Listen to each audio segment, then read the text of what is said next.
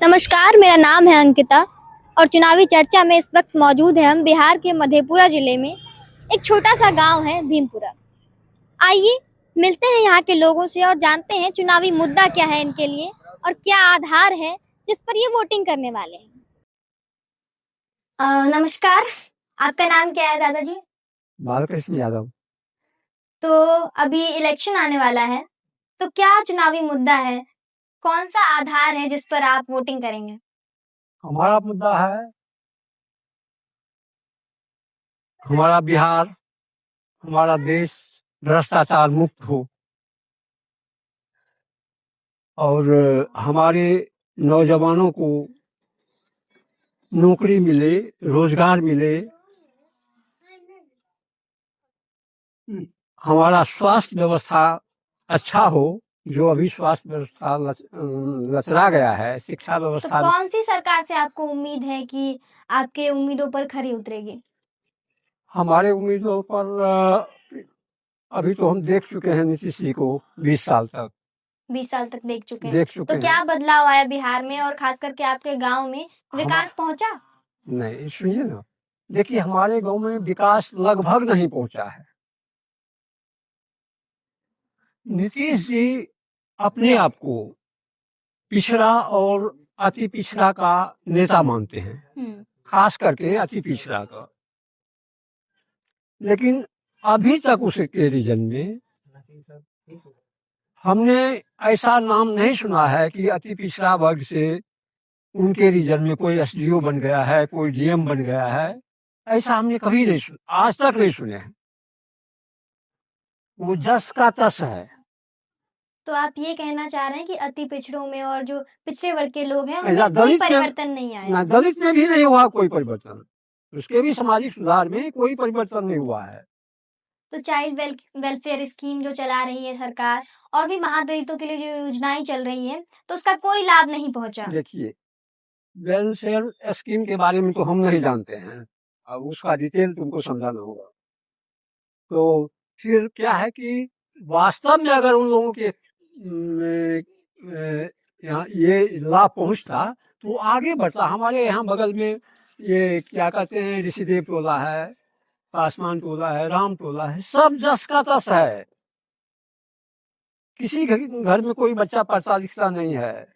तो नीतीश सरकार ने तो नशाबंदी योजना भी लाई, तो उसका कोई लाभ नहीं मिला? नहीं मिला है कोई। शराबबंदी हो गई बिहार में। नहीं, शराबबंदी नीतीश जी अनाउंस किए हैं। बंदी अगर बंदी करते शराबबंदी तो आज घर घर में, अगर उसका इरादा मजबूत होता, नीतीश जी का इरादा मजबूत होता, तो आज यह शराबबंदी कब का बंद हो गया होता, नशाबंदी कब का बंद हो गया होता। तो बिहार नशा मुक्त नहीं हो पाया? नहीं, नशा और नशे में मतलब डूब गया है। और नशे में डूब? नशे में हर घर में नशा, हर घर में नशा। अब तो शराब क्या कहते हैं, एस्माइक होता है और क्या कहते हैं फलना चीज, उतना तो हम नहीं। तो हमारे दर्शक जानना चाहते हैं कि ये स्माइक चीज क्या है। बिहार में बहुत ज्यादा चर्चा होती है कि यहाँ के जो यूथ है वो स्माइक पी रहे हैं, बर्बाद हो रहे हैं, तो थोड़ा हमको जहाँ तक जानकारी है, ड्रग्स नाम का एक नशा है जो विदेश में बनता है। अच्छा। जिसका अडानी का करोड़ों का ड्रग्स पकड़ाया था आज से 1.5 साल 2 साल पहले। अच्छा। और उसको सरकार, जो मोदी सरकार है, उसको छोड़ दिया और वही ड्रग्स आज पूरे हिंदुस्तान में फैल रहा है, जिसके चलते हमारे बच्चे, सबके बच्चे उस ड्रग्स का नशा, ड्रग्स ही है का दूसरा रूप है स्मैक।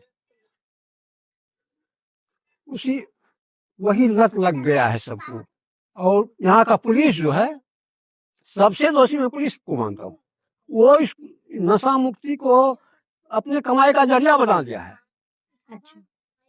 पकड़ लिया है नशा बेचने वाले को, तो पुलिस भी साथ दे रही है?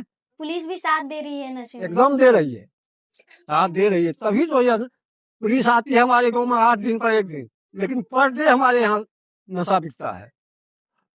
कम से कम 500 गाड़ियां, कम से कम 500 मोटरसाइकिल बाहर से हमारे गांव में आता है।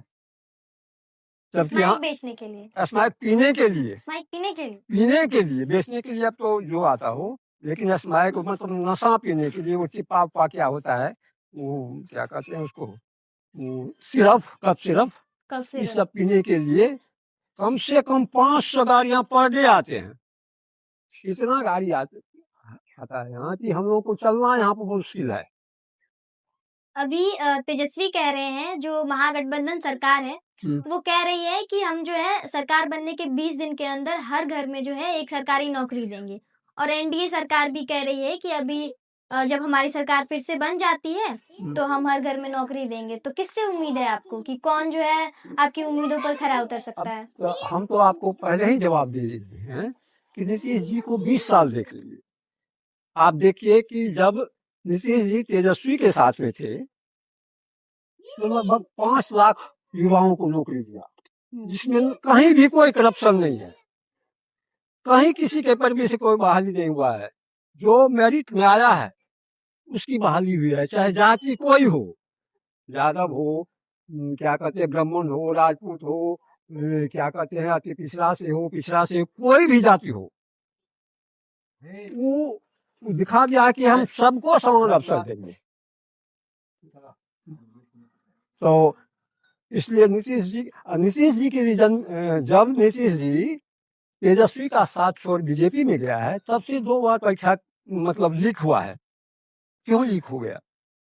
उन लोगों का उद्देश्य ही है कि वैकेंसी इतना निकालो कि एमएलए, एमपी, विधायक, अफसर का जितना बाल बच्चा है फिर से उसमें आ जाए और बाकी लोग रह जाएं। बाकी आम जनता रह जाए जस का तस। बस ये सच्चाई है, यही सच्चाई है। यही कारण है कि बिहार अभी तक इतना पीछे है। हाँ। चलिए, बहुत बहुत धन्यवाद।